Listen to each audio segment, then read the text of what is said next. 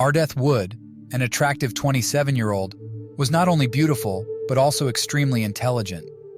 She was on her way to earning a doctorate in philosophy at the University of Waterloo, while also working as an editor for a philosophy journal. Ardeth's dream of becoming a professor was about to come true. When the summer of 2003 arrived, Ardeth decided to spend her vacation visiting her family in Ottawa, Canada. She spent a wonderful time with her family, going out together and cooking at home. On the morning of August 6th, the young woman went for a run. When she returned, her caring parents were waiting for her with a delicious dessert for breakfast. On that warm and sunny day, Ardeth wanted to go for a bike ride. Her brother kindly let her borrow his bike. She promised to return in a couple of hours. Her mother was planning to go shopping that day before lunch, waiting for her daughter to return from her ride. Ardeth liked to ride her bike along a scenic path through the forest, past a river and rocks. This path was popular with local cyclists. It was usually peaceful and safe, but not this time. Ardeth, 27, never returned home. Her mother became worried, and soon a heavy downpour began. The woman realized that her daughter would not ride her bike in such bad weather, but time passed, and she did not return. The family went in search of her, thinking that she might have fallen off her bike and needed help. The bike trails stretched all over the city, and they didn't know which direction Ardeth had gone this time, so her family looked everywhere. Their efforts were in vain, and when it got dark, they turned to the police. The search was postponed until morning due to bad weather. A large-scale search. The next day, there was no news about Ardeth. One of the largest search operations in Ottawa's history was launched. It involved rescuers, police, dog handlers, and helicopters. In total, about 1,000 people were involved, including numerous volunteers. Ardeth's family actively joined the search, posting advertisements with the girl's photo throughout the city. However, the first few days brought no progress. The police appealed to the public for help. Soon they received a call from a local resident.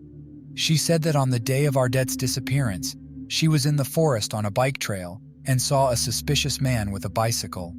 The witness described him as a young, pleasant-looking man, well-dressed, but he behaved extremely suspiciously. His behavior was frightening.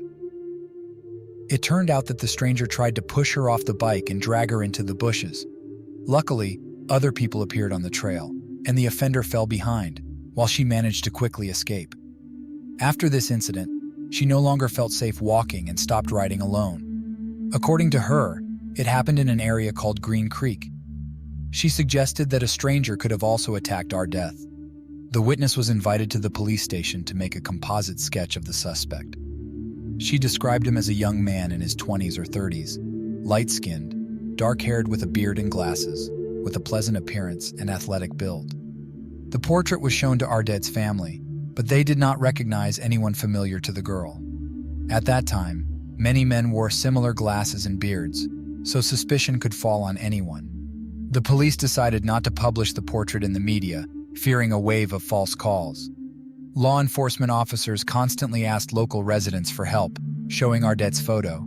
They were convinced that such a bright, beautiful girl with a memorable appearance could not have been overlooked. Someone must have seen her and could have provided a clue. This assumption turned out to be correct. 16-year-old Laura called the police. She said that on the day she disappeared, she had seen Ardeth on a bike path while riding by on her bike. The missing woman was sitting on a rock, as if resting. As Laura rode on, she heard a scream, and when she looked back, she saw Ardeth arguing with a man. Laura didn't know what to think. Perhaps it was just a quarrel between lovers. Ardeth didn't call for help, and then went into the forest with the man. Laura wanted to know what was going on, but she was afraid. Seeing a thunderstorm approaching, the 16-year-old witness hurried home. While walking, she seemed to hear another scream. The police received several other calls from girls who had encountered this horrible man on the trail. He attacked them, but the victims were lucky to escape. One call from a woman stood out in particular. She described how an attractive stranger approached her while she was walking. They had a pleasant conversation, but suddenly his behavior changed dramatically. The man started grabbing her, but the woman managed to push the attacker away with her bicycle and quickly ran away. She did not even look back, fearing that he would catch up with her. When she returned home, she told her family about the incident and warned them to stay away from the area. Surprisingly, none of the girls who were attacked reported the incident to the police. The search for Ardeth centered around the area near the creek. Her bicycle was soon found, indicating that the police were on the right track. In the meantime, investigators received another call that was a breakthrough in the case. A man who did not give his name reported an unpleasant incident in the forest, allegedly a terrible accident. Allegedly, he did not want to harm Ardeth or take her life. Confused, he decided to get rid of the body. The stranger carried the girl across the stream, dug a shallow hole and buried her there, covering the grave with branches. Then he hung up the phone. The police managed to trace the call. It came from a phone booth 20 minutes outside of Ottawa. Law enforcement officers rushed there, hoping to find witnesses or lift fingerprints or DNA from the handset. But they were disappointed. Someone had thoroughly wiped the handset clean. No witnesses or video surveillance could be found. The search for Ardeth continued near Green Creek. Dogs trained to detect the scent of corpses arrived. Soon, the worst fears of the family and the police were confirmed. With the help of the dogs, they managed to find the grave of the missing woman between two trees in a quiet, picturesque spot. Approaching, the detective saw the girl's half-buried naked body. Probably the criminal was frightened by someone, which is why he buried the victim so carelessly. Criminologists began to examine the crime scene, but unfortunately, they found no evidence, no fingerprints, no DNA. The medical examiner confirmed that it was Ardeth Wood. She had suffered a horrible, agonizing death that did not look like an accident, contrary to what the stranger told the police. The cause of death was drowning. Algae was found in her lungs, which means that she was still alive when she was in the water. Despite the fact that the body was found naked, forensic experts did not find any clear signs of rape, although they did not rule it out. The police believed that the crime was sexually motivated. In their opinion, the stranger was hunting for girls in a remote location for this purpose. Otherwise, what could have driven him? Detectives urgently needed to catch the criminal to prevent new victims. They were convinced that he had already attacked several girls and killed one. How far could the maniac go? The police decided to publish a composite portrait of the suspect in the media, asking the public for help in identifying him. Investigators received about 4,000 tips and began to process them, which took a lot of time. On September 10th, the police released important information about the suspect. It turned out that the girls who had seen the stranger in the forest had noticed one detail. He had a tattoo of an eagle on his left shoulder. It was a crucial clue that could help track down the criminal. The media published a sketch of the tattoo, after which the police received several calls. People reported people they knew with bird tattoos on their faces, necks, or backs. However, this information led nowhere. In April 2004, while processing another batch of calls, investigators came across an important clue. A man claimed to know the killer. This man lived in the neighborhood and was riding his bike near Green Creek at the time of the murder. Detectives were interested in this information and invited this suspect to talk to them. When the man walked into the police station, investigators were impressed. He matched the description of the perpetrator both in appearance and age. During the conversation, he was visibly nervous. The man said he often cycled on that path, not realizing what the problem was. When the police asked him to show them his shoulder, they found a tattoo of an eagle. It turned out that the man had a history of trouble with the law. He became the main suspect. The interrogation lasted 3 hours. All this time, the suspect was answering questions aggressively and defiantly. He said about himself, "I am like a scorpion under a stone. You never know what I will do." The suspect had no alibi, but could not explain what he was doing on the day Ardeth disappeared. However, he denied any involvement in the girl's murder. The evidence against him was insufficient, so the suspect was released, but placed under round-the-clock surveillance. A few weeks later, he was summoned for questioning again. The detectives gathered a lot of information about him and carefully prepared the questions. They also offered the man to take a polygraph test. The suspect agreed and easily passed all the tests. The police couldn't believe it, but were forced to let him go, to remove all suspicions. The investigation came to a standstill. The Ottawa police announced a $50,000 reward for any information leading to the case. It was the largest amount that law enforcement had ever offered in such circumstances. Soon, about 5,000 calls came in with tips, which the police began to check. One piece of information mentioned the name of Christopher Myers, which attracted the attention of investigators. It turned out that he had previous convictions for selling illegal substances. Colleagues described 25-year-old Chris as a quiet, unassuming, and even unremarkable guy who worked as a janitor. His face was strikingly similar to the composite portrait of the suspect. Moreover, he had the same beard. The police were excited, thinking they had finally found the man they were looking for, but it turned out that Christopher had an alibi for the day Ardeth disappeared. The landlady of the apartment he was renting claimed that on August 6, 2003, the young man was at home in the morning and then went to work at a restaurant. This surprised the police, because a year had already passed. How could this woman remember the details of that day so clearly? Another problem arose. Christopher did not have an eagle tattoo on his shoulder. Although witnesses insisted that they had seen it on him, it was possible that he had removed it. Detectives were convinced that this was the man they were looking for and had to prove it. A few weeks later, another similar attack took place. Chapter 6. Bloody Crimes. In the evening, a girl who looked very much like Ardeth was walking alone across the bridge when she heard someone following her. She looked back and saw an attractive man on a bicycle. The girl had no intention of introducing herself or talking to him. She asked him to leave her alone. The man rode past her, and she breathed a sigh of relief. But the stranger turned his bike around and ran right at her. No one was around to help. The attacker jumped off the bike and dragged the victim into the bushes. The girl was screaming very loudly, which seemed to scare the attacker. He ran away. The victim went to the police. Other investigators took up the case. Everyone believed it was an attempted robbery, and the detectives investigating Ardeth's disappearance learned about the incident much later. In May, there was another attack on a tall blonde woman who looked like the missing person. The girl was returning from a party late at night when a stranger approached her and tried to strike up a conversation. She asked him to leave her alone. Then he started asking for help, claiming to be lost. The girl explained where to go, and he left. She breathed a sigh of relief, but literally 10 minutes later, he attacked her from the bushes. The attacker violently began to strangle her, twisting her neck. At that moment, the girl thought it was over, but she continued to resist, screaming, hitting him, biting him. Her screams attracted the attention of the residents of the house, who came out to see what was happening. This scared the perpetrator, and he ran away. But this time, he made a serious mistake. In his haste, he dropped his phone. Investigators found that the cell phone belonged to Christopher Myers, whom they suspected of Ardeth's murder. Everything fell into place. Chris committed all these similar crimes. He chose girls of similar appearance, blondes, and attacked them. Christopher was summoned for questioning, but he was in no hurry to confess to the murder.